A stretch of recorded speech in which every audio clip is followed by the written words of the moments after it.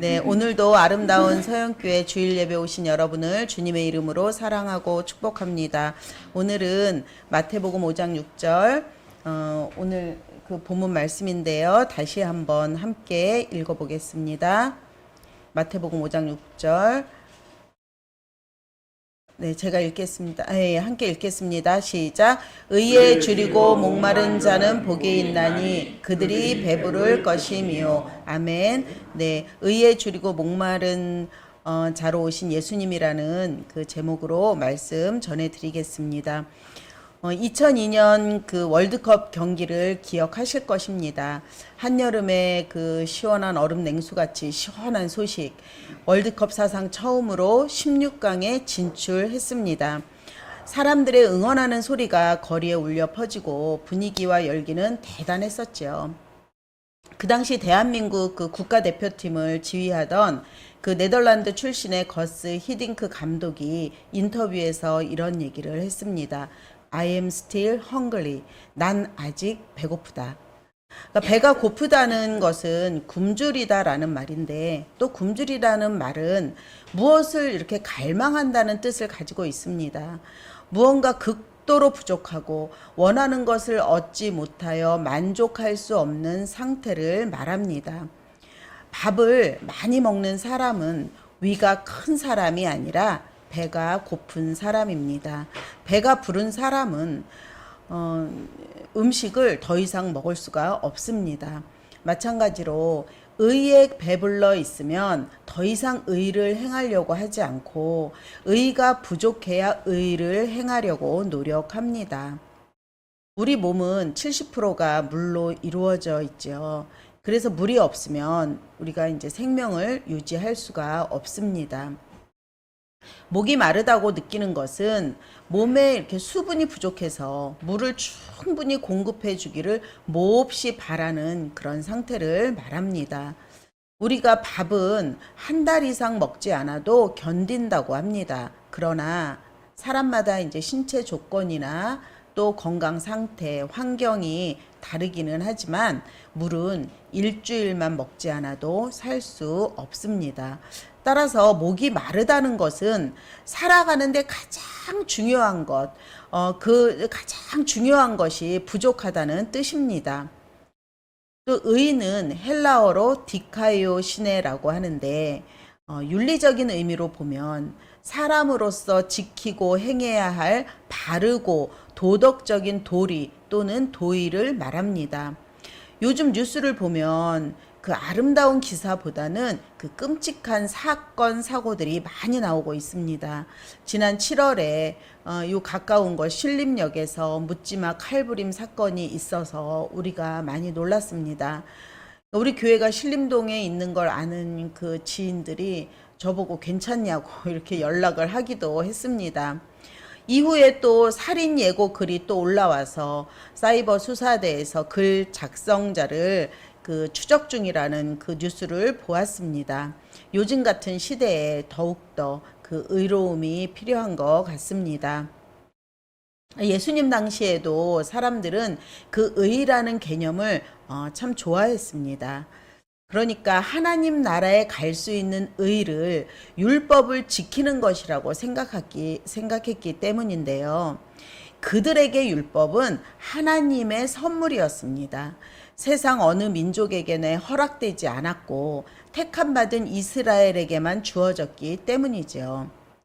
우리가 이렇게 선물을 받으면 소중히 여기고 함부로 다루지 않는 것처럼 이스라엘 백성들도 율법을 선물로 받았기 때문에 소중히 여기고 가까이 해야 한다고 여겼습니다.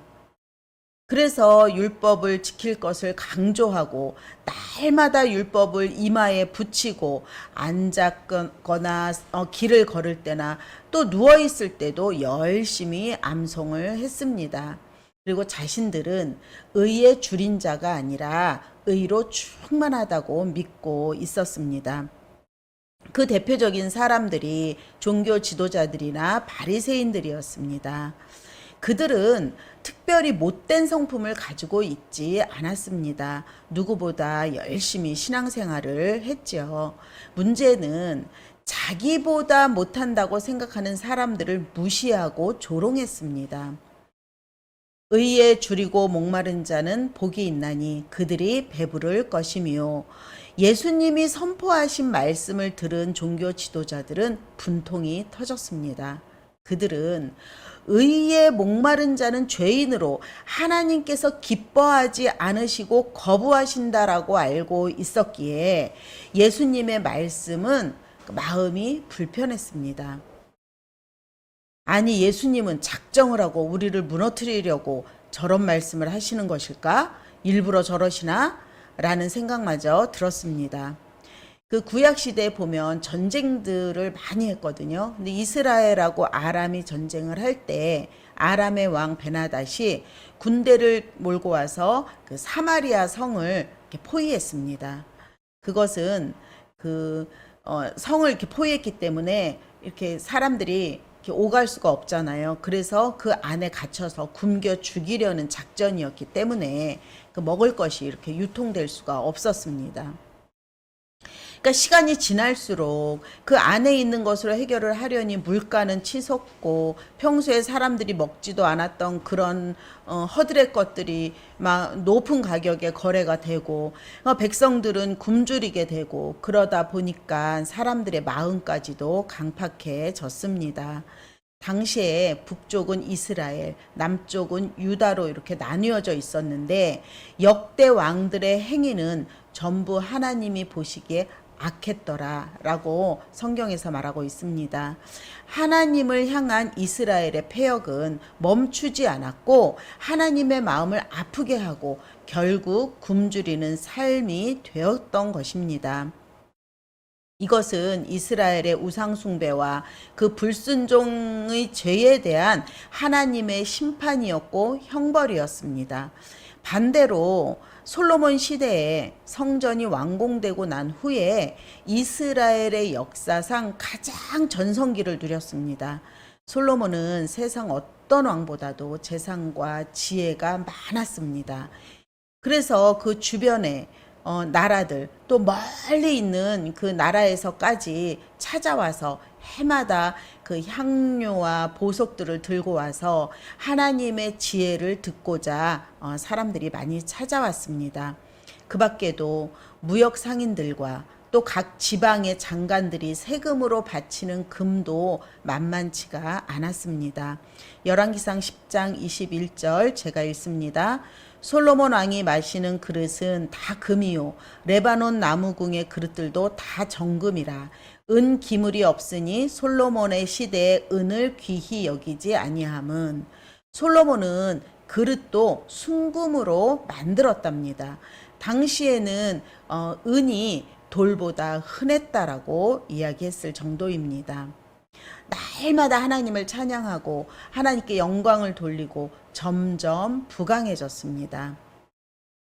그러니까 백성들은 죄가 많았을 때에는 우리가 굶주렸지만 이게 의로움이 있던 시대에는 너무나 풍족했던 그 이스라엘의 역사를 기억하고 있었습니다. 그렇기 때문에 의에 줄이고 목마른 자는 죄인이다, 하나님의 징계를 받는다 라고 해야 맞는 말인 것 같은데, 예수님께서 의에 줄이고 목마른 자는 복이 있다 라고 말씀하시니 그 말을 받아들이기가 힘들었습니다. 그들은 의를 1%씩 쌓고 쌓아서 이게 100%로 만들어지면 자신들이 거룩해지고 또 의로 배부른 자가 된다고 생각했습니다. 이렇게 스스로 의로워지려고 배고픔을 참아가며 금식을 수시로 하고 밤낮으로 말씀을 읽습니다. 다른 사람에게도 그런 신앙생활을 강조하고 따르지 않는 사람들을 정죄합니다. 제가 지난주에 포항에 다녀왔습니다. 우리 아이가 살고 있는 그 집 주변을 이렇게 둘러보다가 함께 수요 예배라도 드려야 되겠다라는 생각이 들어서 이제 주변에 그 교회를 들어갔습니다. 그래서 먼저 이제 그 교회가 또 어떤 교회인지 봐야 되니까 주보를 이렇게 이제 펼쳐서 보는데 주보에 이렇게 써 있어요. 도전, 성경, 천독이라고 쓰여 있고 거기 쫙 이 목록을 보니까 226독 하신 분이 선두주자였습니다. 그러니까 1년에 1000독을 하자고 목표를 세운 것입니다. 그리고 그 밑에는 몇 명 전도했는지 명단이 쫙 나오고 전도한 사람도 명단이 이렇게 나와 있었습니다.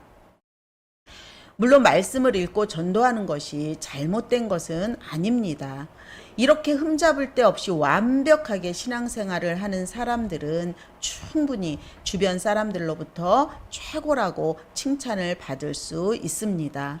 그러면 스스로 뿌듯해하고 마치 자신이 경건에 이른 것 같은 느낌을 받을 수 있고 자신도 모르는 사이에 의가 드러날 수 있습니다.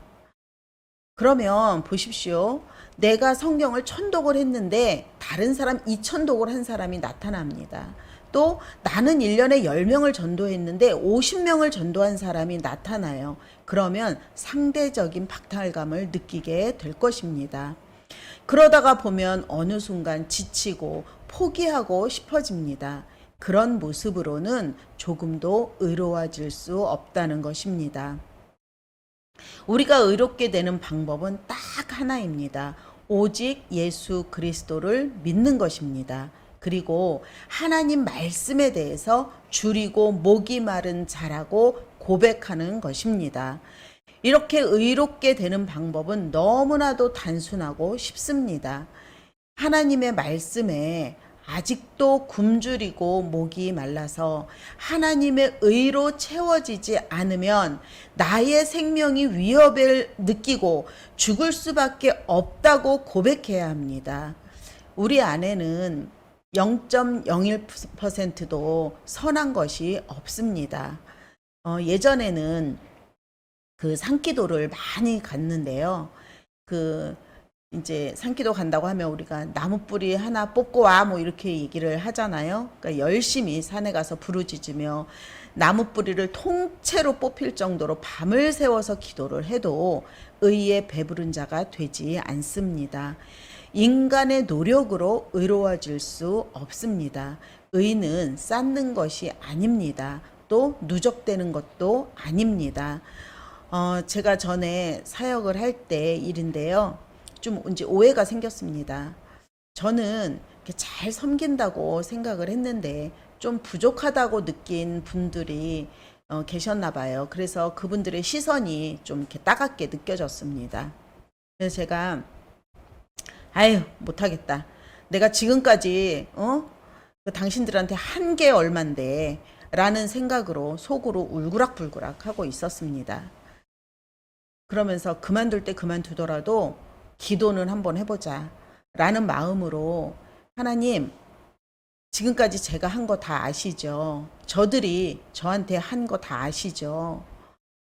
저 이제는 더 이상 못하겠습니다. 안 할랍니다. 라고 기도를 하는데 마음 가운데 지나간 것은 카운트하지 않는다 라는 하나님의 음성이 들렸습니다. 그리고 정신이 번쩍 들었습니다. 그런데 가만히 생각해 보니까 이 역으로 생각해 보면 이 또한 너무 감사한 것입니다. 하나님께서 지나간 것은 카운트하지 않는다. 이 말은 우리의 죄가 하늘같이 높고 바다같이 깊을지라도 우리가 예수님을 고백하기만 하면 우리의 죄를 기억지도 않으시고 생각지도 않으신다는 것입니다. 그뿐만 아니라 세상에서 가장 의로우신 예수님이 그분의 의로움을 우리에게 나누어 주시려고 의로 배불리게 하시려고 우리를 찾아오셨습니다. 그러니 우리 스스로 의를 쌓는 행위에서 하루빨리 벗어나야 합니다. 우리는 힘으로도 능으로도 아무리 수고하고 애를 써도 결코 의로워질 수 없습니다. 우리가 의로워지는 길은 예수님의 의로움을 전가받았기 때문에 의로운 자로 인정받은 것이라고 성경은 분명하게 말하고 있습니다. 요한복음 3장 16절을 보면 예수 이름으로 믿으면 영생을 얻는다고 했고 사도행전 4장 12절을 보면 다른 이름을 우리에게 주신 일이 없다라고 말씀하고 있습니다. 그러니까 예수님은 죄가 없으신 분이지만 우리의 모든 죄를 짊어지시고 죄인 취급되어서 십자가에서 죽으셨습니다. 그리고 예수님께 있는 가장 좋은 의를 우리에게 전가해 주시고 우리의 가장 더러운 죄를 가지고 가셨습니다. 예수님의 의를 전가받은 우리는 내가 어떤 상황에 있을지라도 축복임을 기억하십시오. 아이, 목사님 무슨 말씀 하십니까? 지금 잘 돼가던 일이 갑자기 틀어지고 어떻게 수습을 해야 할지 걱정이 태산입니다. 속이 쓰리고 잠도 안 옵니다. 지금 우리의 상황을 볼 때 우리의 눈에는 그 모든 상황들이 마이너스인 것 같아도 우리가 예수님의 의로움으로 살게 되면 예수님 앞에서는 모든 것이 플러스로 바뀝니다. 마이너스조차도 축복인 것이지요. 시장에서 이렇게 과일 가게를 하는 사람이 있었습니다. 그는 항상 불평불만을 그냥 일부러 찾아서 하는 것처럼 모든 것이 다 불만이었습니다. 모든 것이 못마땅하고 얼굴은 항상 그 짜증스러운 그런 모습이었습니다. 그래서 가족들은 물론이고 그 주변 사람들까지 모두 옆에 있으면 그 불똥이 튈까봐 불편해하고 옆에 가기를 꺼려 했습니다. 그런데 무슨 일인지 며칠 전부터 얼굴이 너무 밝아졌어요. 사람들은 수근수근 이야기하죠. 무슨 기분 좋은 일이 있나? 웬일이야? 아유, 뭐 저러다 말겠지. 이전에는 과일값을 좀 깎아달라고 하는 사람이 있으면 남는 것도 없는데 그런다고 하면서 화를 내고 인상을 쓰곤 했습니다. 그런데 요즘은 이거 하나 더 드셔보시라고 하면서 이렇게 막 넣어주는 겁니다. 너무나 해맑게 변화된 그 과일 가게 주인의 그 주변에 사람들이 모이기 시작합니다. 그리고 조심스럽게 무슨 일이 있었느냐고 물어봅니다. 그 과일 가게 주인은 이렇게 말합니다. 이 땅의 구원자로 오신 예수 그리스도를 만났습니다. 나는 의가 없는 굶주린 자였습니다. 그러나 의로우신 예수님으로 인해서 의에 배부른 자가 되었습니다. 라고 대답을 하는 그의 얼굴은 기쁨이 넘쳐 보였고 눈에는 눈물이 그렁그렁했습니다. 그전에는 뭔가 부족하고 줄이다라는 말을 하기가 자존심이 상하고 좀 찌질해 보여서 그 입이 떨어지지가 않았습니다. 그런데 그 안에서는 항상 뭔가 채워지지 않는 것들이 있었기 때문에 더 화를 내고 또 그 방어적으로 사람들을 이렇게 짜증스럽게 대하고 했다고 이야기합니다. 그런데 예수님을 만나고 나의 연약함을 고백하고 나니 하루아침에 의인으로 바뀌었습니다. 잿빛 세상이 오색 빛깔로 아름답게 보였습니다. 마음이 너무 홀가분해지고 이유 없이 눈물이 나고 감사, 또 감사의 그 고백들이 흘러나왔습니다. 예수님 앞에 나아가서 죄인임을 고백하기만 하면 의인이 되는 이러한 공식은 오직 기독교에만 가지고 있는 놀라운 은혜입니다. 예수님은 죄인을 너무나도 사랑하십니다. 그러니까 더 이상 스스로 의로워지려고 뭔가를 하려고 노력하지 마십시오. 사랑하는 여러분, 결정하십시오. 자신의 의로움으로 사시겠습니까? 아니면 예수님의 의로움을 바라보며 살아가시겠습니까?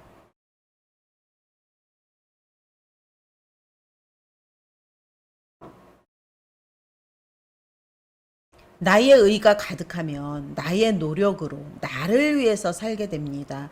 나의 성공, 나의 영광을 위해 살 것입니다. 그러나 예수님의 의로 산다면 예수님만 바라보는 인생, 예수님으로 행복한 인생, 예수님의 의로 인해서 배부른 인생이 될 것입니다. 그런 인생을 살아가는 아름다운 서영교회 되기를 바랍니다. 사람은 누구나 줄이고 목이 마른 부분이 있습니다.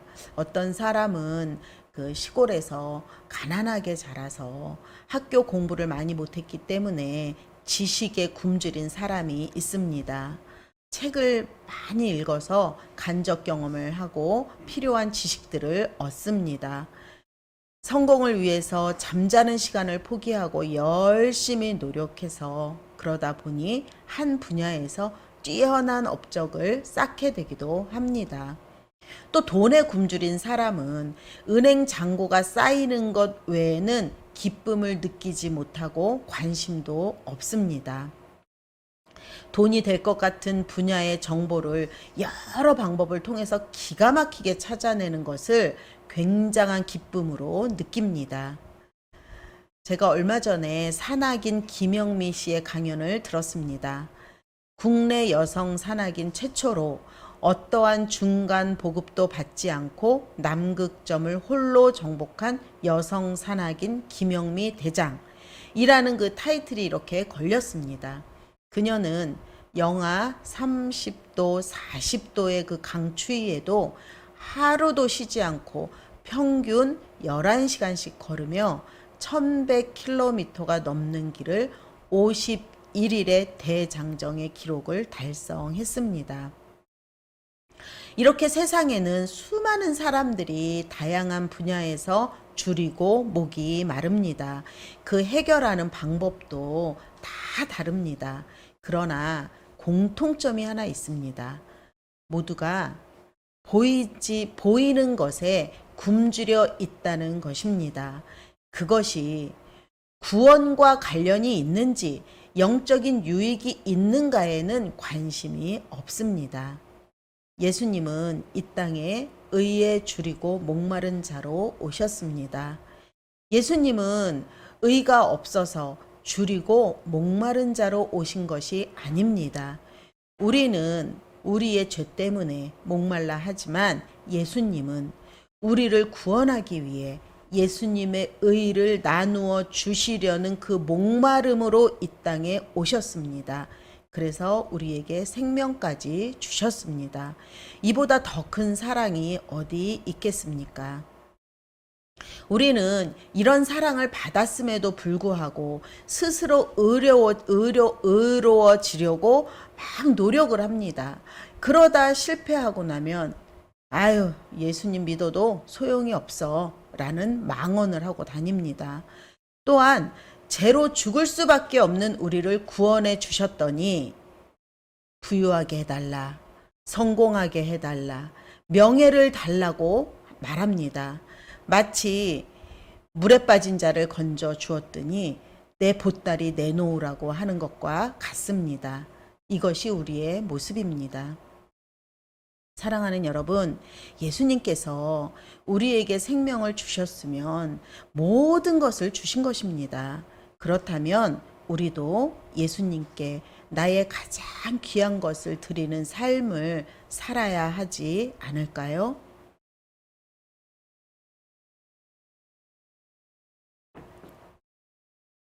예수님은 의로움 자체이십니다. 예수 그리스도로 인해 배부른 자가 되겠다. 의에 줄이고 목마른 자가 되겠다. 라고 고백하는 그 마음을 원하십니다. 인생의 밑바닥에 있는 수가성 여인을 찾아가신 예수님이 오늘도 우리를 찾아오심을 믿으시기 바랍니다. 우리가 연약하고 부족한 자들을 위해서 위대한 구원 사역을 베풀어 주신 예수님께 감사와 영광을 돌리는 은혜가 충만한 한 주간 되시기를 간절히 바랍니다.